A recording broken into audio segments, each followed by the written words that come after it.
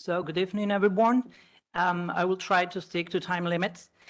Well, this study was carried out alongside my colleague, Mari Carmen, from the University of Economics in Bratislava. So the title of this study is Intercultural Competence in Adult Language Learning through a Pedagogy of Multiliteracies, Systematic Review. And it's part of the project Multiliteracies for Adult at-risk learners of additional languages.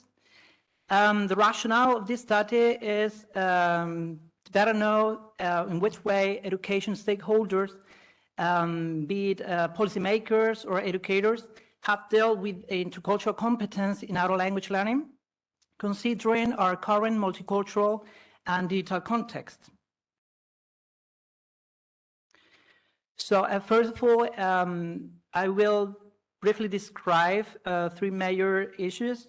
That is the different conceptualizations of intercultural competence, the principles of the pedagogy of multiliteracies, and then the implementation of intercultural competence in language learning curricula. Following this, I will present the main objective and the research questions. And next, I will describe the empirical study and the results, and I will bring this presentation to a close with a conclusion. So, let me start off by addressing the importance of conceptualization, the conceptualization of intercultural competence. In the literature body, we can find different terms like intercultural communicative competence, cultural competence, or cultural intelligence. In addition, we can find different terms, different prefixes in terms like multiculturality, pluriculturality, or transculturality, but with some slight differences here. As regards to the definitions, well, we can find multiple definitions on intercultural competence, but let me highlight the one proposed by Biako and his colleagues, who state that intercultural competence is the ability to experience otherness and cultural diversity, making it possible to establish cognitive and affective links between people, as well as to mediate between social groups and their cultures. But what does it mean to be an intercultural competent person? Well, let me highlight what Byron and Fleming states about this. So an intercultural competent individual is a person who has knowledge of one culture or more cultures and has the capacity to discover and relate to new people from other contexts. It would also be associated with other elements like the ones you can see in this table, for example, emotion management and empathy. And by contrast with a cultural alienated person would be someone who, shows a lack of interest towards other cultures or has no cultural empathy whatsoever. Also, for the purposes of this systematic review, research in the literature, the principles of the pedagogy of multiliteracies. I'm not going to stop here, so my colleagues have already described this in detail. But in a way, it's a reaction to definition of literacy, which goes beyond the traditional notions and which integrate different modes of communication in a wide variety of cultural texts. As for the term multiliteracies, it was coined by the New London Group, and it consists of these curricular components, which would be revisited by Cope and Calancis by means of this, by means of the Learning by Design project, in order to reflect in a way these knowledge processes. So the fundamental element here, I would say, is that language learners are no longer passive agents in their learning process, but they are, they play a pivotal role in the construction of meaning. So we need to take it into account. And this takes me to the next point, which is the implementation of intercultural competence into language learning curricula. And I would like to highlight what Starkey states here about a cultural approach to language learning, which should undermine narratives of citizenship that promote monolithic, homogeneous national identities as a sole possible sense of belonging. And in order to achieve this, a series of theories, frameworks, and guides have emerged, like the ones you can see here. But we can also find the autobiography of intercultural encounters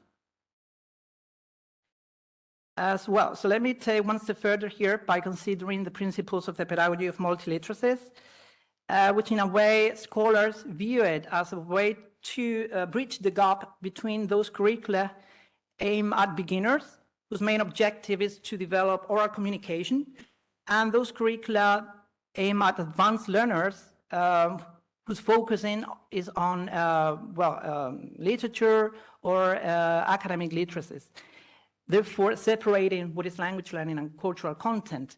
So as a consequence, there seems to be a gap in the education system with regard to the integration of language learning and cultural content through a pedagogy of multiliteracies.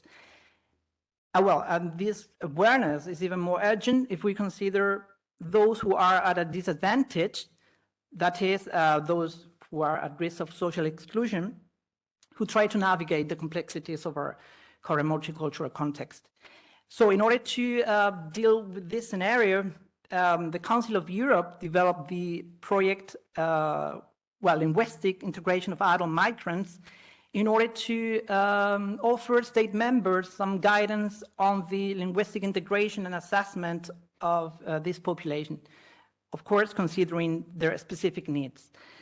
We can also say that there is a gap in the education system with regard to the training of future language teachers who are going to work with this population.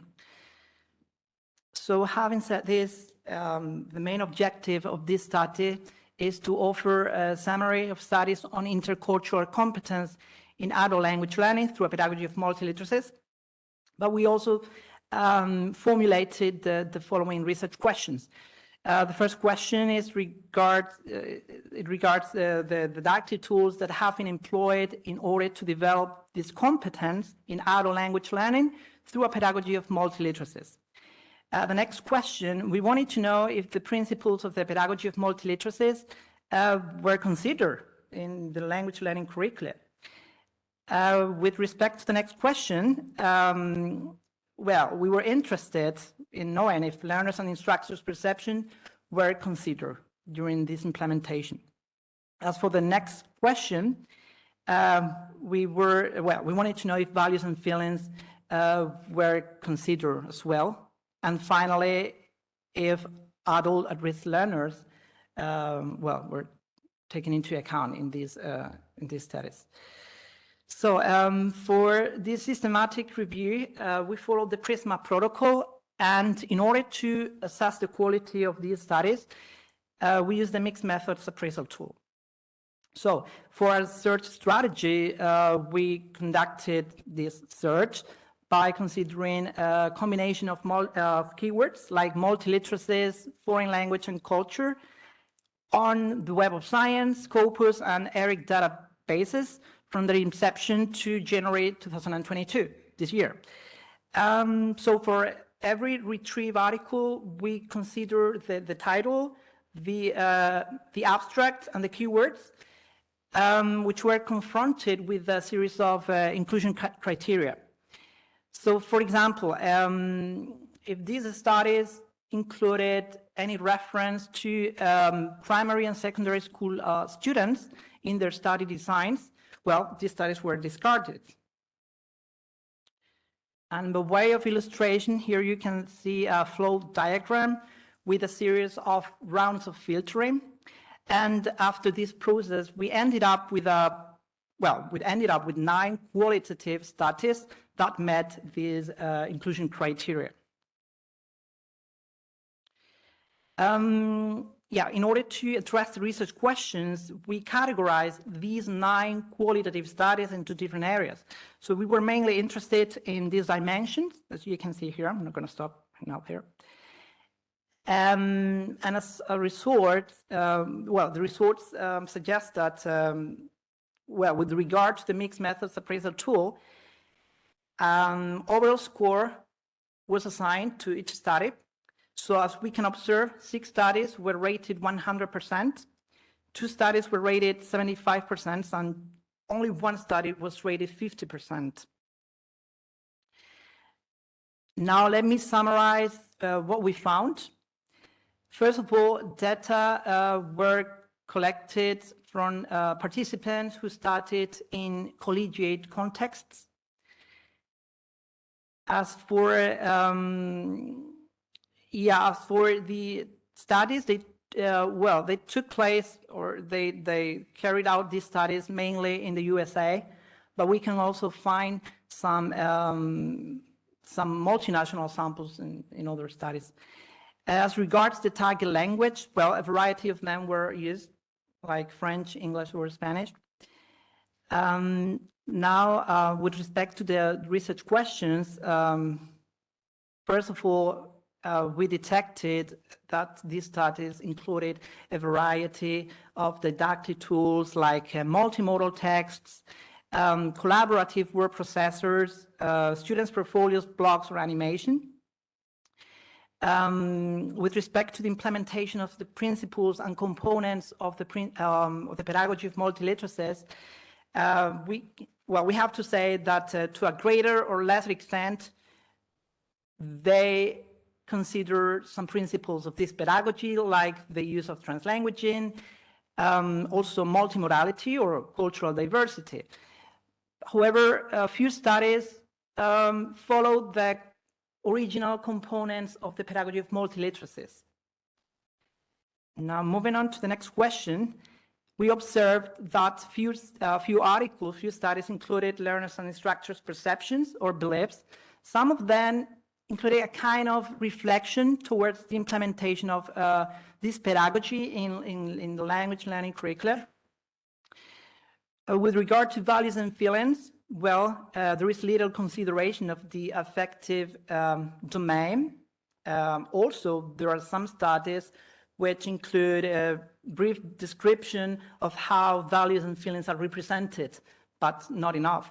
And finally, well, just to mention that only one study took into account adult at-risk learners. So what conclusions can we draw from this? Well, first of all, the results of the mixed methods appraisal tool suggest high quality research in this area, although I have to admit that, well, only 9 articles met the inclusion criteria. However, well, any representation of the pedagogy of multiliteracies remains scarce. As for the didactic tools, well, a wide variety then were used. Music is nowhere to be found, which caught us by surprise, because as we know, I mean, music is considered as an effective tool to mediate between cultures or in language learning. And with regard to the affective dimension, well, future studies should consider this as the social-emotional elements are essential when learning a language. And finally, just to mention that adult at-risk learners are misrepresented. So that means that future studies should consider this population. So we hope that this work contributes to existing knowledge on the pedagogy of multiliteracy